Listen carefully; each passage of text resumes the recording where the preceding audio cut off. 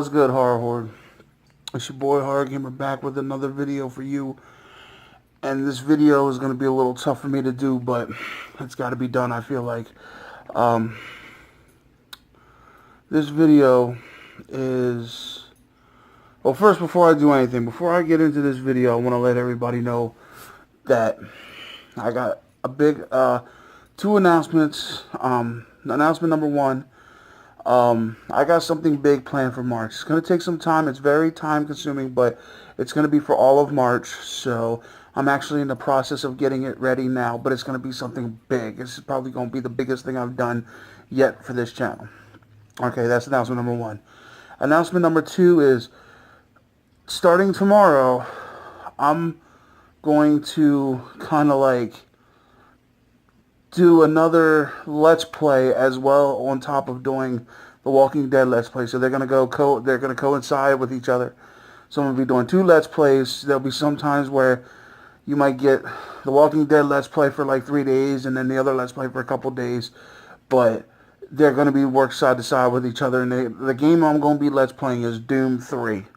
Which originally came out for the original Xbox, the OG Xbox, and was re-released for the Xbox One. So look for that. Starting tomorrow, I'm going to start working on that, as well as coming out with more videos for The Walking Dead. But now with all that aside, I'd like to talk about this video. This video is very important to me. This is going to be a hard one. I apologize in advance if I get emotional. But this video is going to be about my mom. I'm pretty sure all of you by now know that on December 5th, 2017 was written as the worst day of my life, because on that day, my mother had passed away. And my mom was only 56 years old. She didn't live to see her 57th birthday, which was like a week and a half later, on December 19th. So that's been hitting me hard, and I just wanted to make a video about her, kind of like in a memory video, to to talk to you guys about her. This is an open discussion, just about how great she was, what kind of a woman she really was. My mom was everything to me. She was the number one woman in my life. She was my first love. She was everything. She was everything. She was Mama Bear. You know, she was my protector. If I ever got in trouble, I knew my mom had my back. You know, she was the disciplinary in my household. My dad, he would yell, he would get loud, but my mom was the one who laid the smack down. You know what I'm saying? She didn't play. If I would misbehave, my mom would. See, the thing was, back in the day, my mom used to work night shift, second shift, and then she went to third shift. So it was me and my dad a lot in the house. But she would not play. You know, she'd come home and I was bad. It didn't matter if it was 7 in the morning or 11 o'clock at night. She laid a smack down on my ass with no remorse. And then she'd go to bed like it didn't even happen. That was my mom. My mom was a very tough individual. She was very goal-oriented. She was a hard worker. She was very motivated. She had a strong will, very strong will. You know, she was of Mexican descent, so, you know, and let me tell you something, I don't want to hear any racists out there, Mexican, that stealing jobs, that's not here nor there. Y'all can shut the hell up. I ain't about that. I ain't about race. I ain't about racism. My mom paid her taxes just like everybody else. She didn't steal no job from nobody. She just worked hard at what her job was. So, well, she got where she got because of hard work and dedication. You know, she didn't come up and steal a job from somebody. She came up, she worked, and she paid her taxes just like you do, just like I do. You know, so let's not get to the racism part, because it's bruh. But, you know, she came up, she married my dad.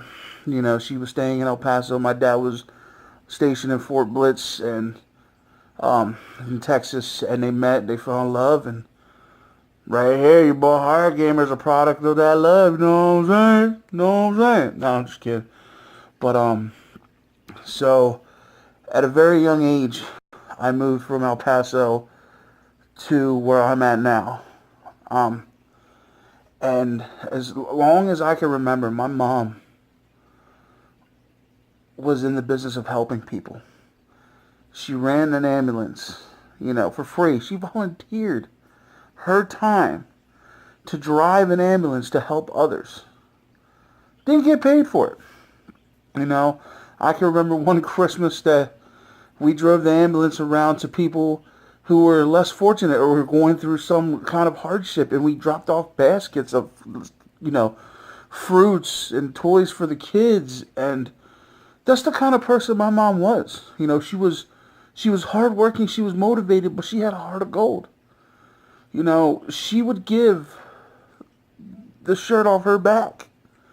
And I know this sounds cliche because she's gone, but trust me, Horde, when I tell you, this was that woman. She would give the shirt off her back if she saw you needed it. She wouldn't give, like, she wouldn't give somebody a fish, but she was that kind of person to teach them how to fish. That way they can learn, that way they can do for themselves. My mom that's how she brought me up. Nobody's going to give you anything in life. You got to reach out, you got to fucking take it. And that's the way my mom was. But like I said, she had the golden heart. She would give people the shirt off her back. Numerous times she helped me out when I was financially down in the dumps. Like, she had the heart of gold. But this comes with a big but. She also had a very, very mean side to her too. Like, if you got on her bad side, bruh, you were on her bad side. The only person who kind of got the free pass on getting on and off her bad side was me, because I was her son. And she'd always used to tell me, I love you because I have to. No, she would say, I love you, but I don't like you. I love you because I have to, but I don't have to like you. She would always tell me that, and it was crazy. And yeah, we had our issues when I was growing up. I'm saying we always used to fight but I was young and stupid. I didn't want to listen to what she had to say. But I know now that she was just trying to help me, because she wouldn't tell you what you wanted to hear. She would tell you what you needed to hear. There was times where I was so down, I'd give her a call, and all I wanted to do was hear her say it's okay, and she would tell me, you do this, but it'll be okay. It'll be okay. And so that's the kind of woman she was. But then towards the end of her life, the last couple years of her life, it was rough.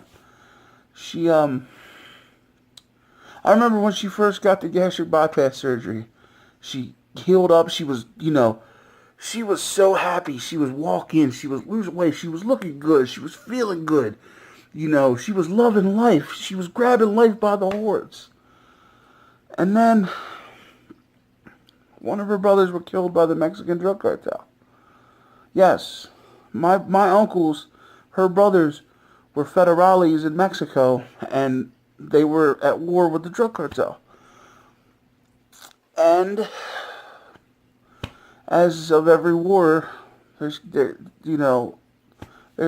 and her older brother got killed. And see, it was hard for her because I never got to meet my grandfather. Her father died when she was 11 years old. So she helped raise her brothers and sisters, all of them, all 8 of them. She helped raise them when she was a kid, herself at 11. And they were like her kids. So her one brother was killed by the cartel. And we kind of expected it to happen because he actually came up to talk. And he stayed with us for a while. And then he went home, and that was it. That was the last time she saw him, And then her mom passed away shortly after. And then that was a little hard on her, too. And then, after the gastric bypass, she lost all that weight. She, wanted to go get some, some skin removal. So she went down to Mexico to get the procedure done. And instead of putting her under, they gave her a spinal tap. And when they did that, it destroyed her leg. And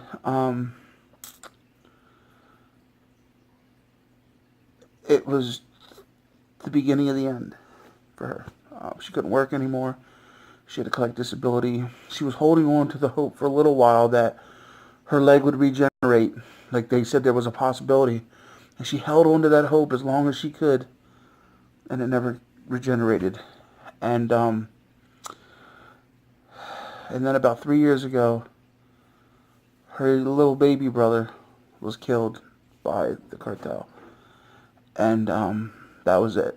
That was basically the final nail in the coffin, if you would say. She went into like a deep depression, like it was one of her kids who got killed. And then my brother moved in with her, with his babies and his girlfriend, and it started kind of bringing her back, And I thought, what the hell, this might this might be what she needed. But it only brought her back for a little bit, and on December 5th, I'll never forget it. It was 2:30 in the afternoon. I had went to work, and earlier in that morning, I went to a recognition event for my job, for doing my thing. And I come back for the day. I just went to lunch. I came back. I started working, and my coworker comes and says, "You need to get the phone. There's someone on line 1, and they sound very frantic." And I picked it up. And it was my brother's girlfriend saying, "You need to get to your mom's house." She wouldn't tell me what she said. "You just need to get here." She was crying and she was frantic. So I got there, and there was ambulances and cop cars blocking the street. And I looked over as I was parking my car, and I saw my dad, and he was crying. And my dad never cries. And right there I knew something was wrong. So I went inside. We were sitting there talking. I was in there for about 10 minutes, and the paramedic came down the steps and said, "We're sorry. There's nothing else we can do." And that was it. And I had just talked to her the night before. She sounded great. She sounded vibrant. She sounded okay. And then this, my dad had gotten injured earlier in the year, so she was talking, preparing him like she felt like something was happening. So she was preparing him for it. I never got the preparation. I got the frantic phone call. And 2 nights before she died, she had said that her mother came and visited her. And my dad told me this, and he said that her smile was just uncontrollable, after she had talked about her mother coming to see her. And yeah, she was gone. And I'll never forget when we had to go to the funeral home and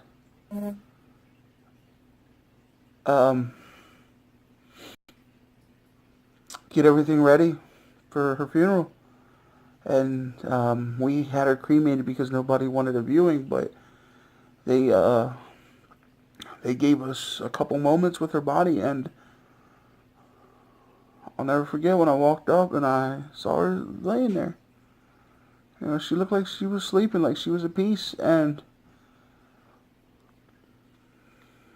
I gave her a kiss on the forehead, and I told her, I said, "Look," I said, "I'm going to do what I can to make you proud, and that's what I'm going to do. I'm going to I'm going to grab life by the balls like she did, man." I promise you that, Ma. That's what's going to happen. And yeah, I remember I kissed her one more time, and I told her I loved her. I told her goodbye. I said, "Don't worry about me until we meet again." And she smiled. And that's what I hold with me. So the day I see her again, I hold that with me. So, alright, Horror Horde, that's the story of my mom. Amazing woman. She's going to be sorely missed. Until next time, I love y'all. And as always, don't fear the darkness. Embrace it.